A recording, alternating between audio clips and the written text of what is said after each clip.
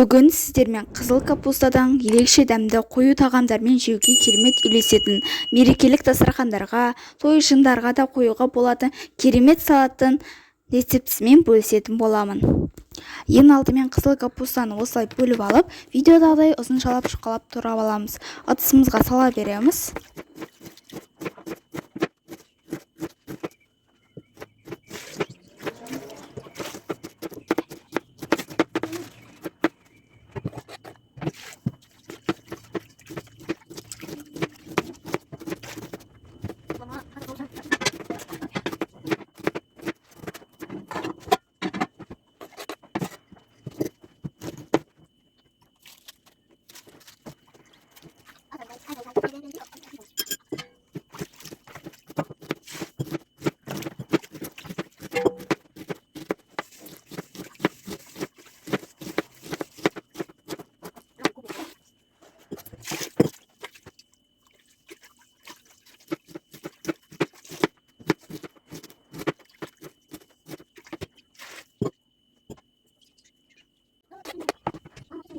Келесіде қиярды осылай ұзыншалап турап аламыз.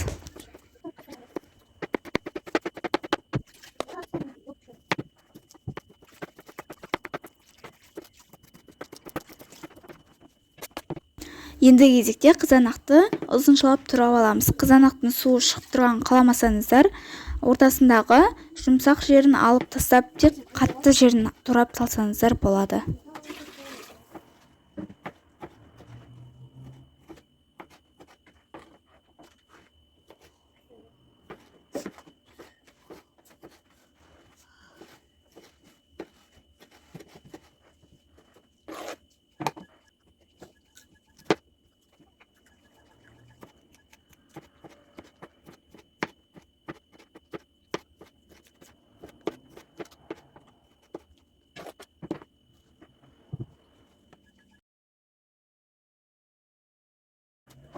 Сәбізді де осындай кәріс салатына арналған үккіштен өткізіп алсаңыздар болады. Сонымен қатар өзіңізге ұнайтын аскөктерді де қоса берсеңіздер болады, немесе мүлдем қоспай қоюға бола береді.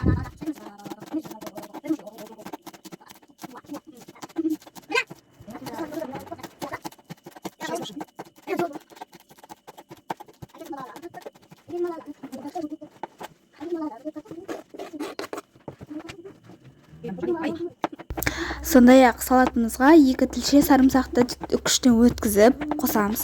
Және де жарты банка кукурузаны саламыз.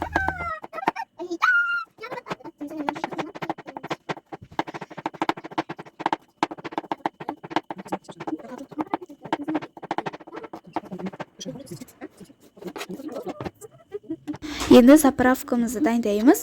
Бізге ең бірінші зәйтүн майы керек болады. Зәйтүн майды ыдысымызға құйып, оның үстіне 2 ас қасық қант, 1 ас қасық тұз және де қара бұрыш пен паприка қосамыз. Сондай-ақ кориандрды де қосамыз. Бәрін жақсылап араластырып, салатымызға құямыз. Салатымыз дайын болып қалды. Салатымызға соңында алма уксусынан қосамыз, яғни яблочный уксустан қосамыз. Егер де ол болмай қалған жағдайда, кәдімгі 9% уксустан 1 қасық қоссаңыздар болады.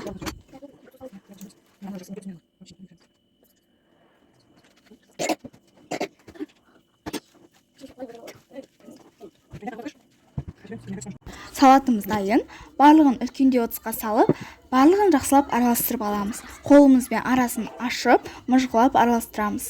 Және де салаттың тұзын татып көріңіздер. Тұзы аздау болса, кішкене қоссаңыздар болады. Салатымыз дайын. Енді кез келген мерекеде, той жиында жасап көріңіздер. Дастархан көркін ашады. Дәмі өте керемет, ерекше салат болып шығады. Егер де видео ұнаса, арнама тіркеліп, видео лайк басып, комментарий қалдыруды ұмытпаңыз. Келесі кездескенше аман сау болыңыздар.